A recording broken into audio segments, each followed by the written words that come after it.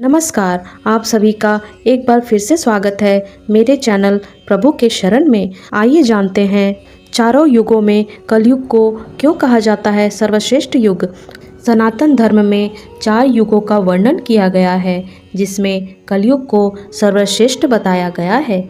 चारों युगों में सबसे खराब माने जाने वाले कलयुग को महर्षि व्यास ने सर्वश्रेष्ठ युग क्यों बताया था। आइए विस्तार से जानते हैं कि महर्षि व्यास ने कलयुग को सबसे उत्तम युग क्यों कहा था। हिंदू धर्म में वेदों के अनुसार 4 युग माने गए हैं।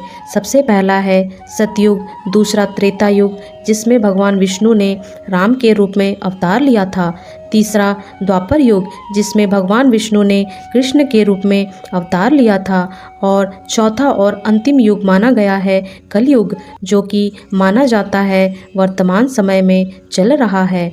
चारों युगों में कलयुग को सबसे छोटा माना गया है। मान्यताओं के अनुसार सबसे ज़्यादा अधर्म, अन्याय, हिंसा और पाप कलयुग में ही होते हैं, लेकिन फिर चारों युगों में कलयुग को ही सबसे सर्वश्रेष्ठ युग क्यों माना गया है, इसके पीछे एक रोचक कथा है। आइए जानते हैं।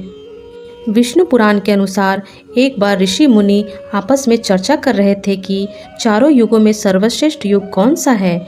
इस विषय पर सभी की अलग अलग राय थी, इसलिए यह चर्चा बहस का मुद्दा बन गई और कोई हल ना निकल सका। तब इस बहस के समाधान के लिए सभी ऋषि मुनि महर्षि व्यास के पास गए। महर्षि व्यास को ही वेदों का जनक माना जाता है। महर्षि व्यास ने ऋषि मुनियों की बात सुनकर उनसे कहा कि चारों युगों में कलयुग ही सर्वश्रेष्ठ युग है, क्योंकि सतयुग में 10 वर्षों तक पूजा पाठ, जप तप और व्रत करने का जो पुण्य प्राप्त होता है, वही पुण्य त्रेता युग में मात्र 1 साल के पूजा पाठ, जप तप और व्रत से मिल जाता है, और द्वापर युग में यही पुण्य मात्र 1 महीने के जप तप से मिल जाता है, जबकि कलयुग में वही पुण्य मात्र 1 दिन के जप और तप से ही मिल जाता है। इसलिए महर्षि व्यास ने चारों युगों में कलयुग को ही श्रेष्ठ युग कहा है, जिसमें मात्र 1 दिन की भक्ति से ही 10 सालों का पुण्य प्राप्त हो जाता है। तभी से कलयुग को सर्वश्रेष्ठ युग माना जाता है। आशा करती हूँ आपको ये जानकारी अच्छी लगी होगी।